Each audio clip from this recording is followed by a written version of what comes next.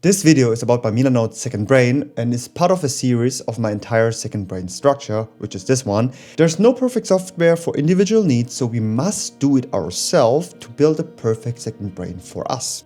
It's similar to life. If we want a fulfilling life with individual preferences or your personality and your temperament, you need to build it yourself. For example, if we buy a suit, it will not perfectly fit us, so we must have it custom fit. Similar like John Wick, as you see in the picture here. I write about this in my newsletters if you want a fulfilling life, so check out the link in the description. Starting off first with milanote, and this is also the primary focus on this video. And then there are 3 more videos are coming up, so consider subscribing and clicking the bell icon to ensure you don't miss them. So starting off with milanote, next video will be about cortex, and then the last one will be about Notion. It's also the biggest video. So for many who don't know milanote, it is a whiteboard app with an integrated folder system, which is this one here. And then we have an extra one and we can enter this one. And to take the big pain out first, it is not free. It costs $10. Please stay in this video if you are fine with that or interested in the organization structure. The organization structure comes down to the para method from Tiago Forte. So we have projects, areas, resources, and archive. That's his method. And for projects, we have goals which have an end in mind. For areas, that is roles or responsibility, ongoing maintenance, and are never completed. And for resources, any topic of ongoing interest, inspiration for future project, etc. And then we have archives, which are inactive items. For example, for the projects, I mostly have specific YouTube videos. This video right now, the ultimate second brain for beginners, part 1.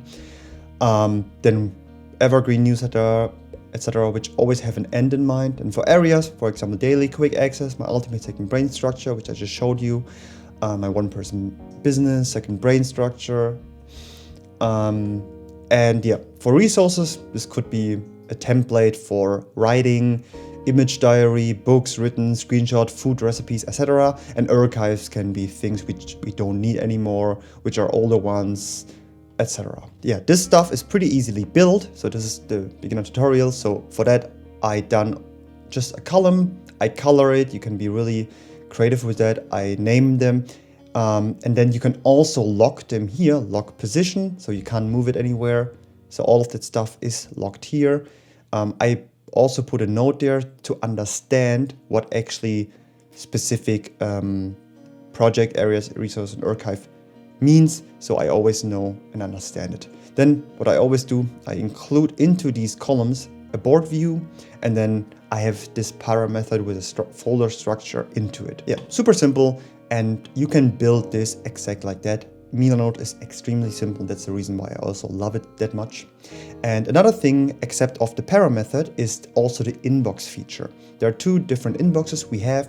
We have once the inbox from the phone, so from your phone, iPad, etc. We can send it immediately from the phone to milanote without any hassle. And this is way easier than any other software, in my opinion, which I tested out.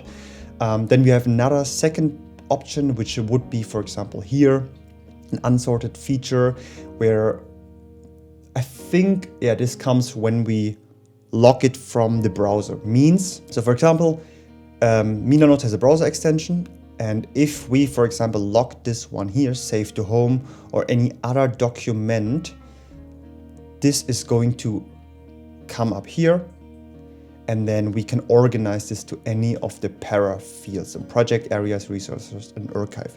Most videos are resources. Sometimes it's thumbnails. So the thumbnails can be from a project, or it can also be stored as, like, it could be also like organizing an archive method here, 2024 archive, and then we can put the thumbnails in here if you're doing YouTube videos like me. And as Tiago Forte, he has one specific archive. I do it a bit differently. I included extra archives, so project areas and resource archive, because otherwise my brain, my ADHD brain, gets a bit cluttered if there's too much on the screen at once. So I try to narrow this down a bit more to only keep the important stuff there. And sometimes if I need it again, I can put it here. And if I'm sure I don't need it anymore, I will put it from the archive, so for the related category archive, into the main archive.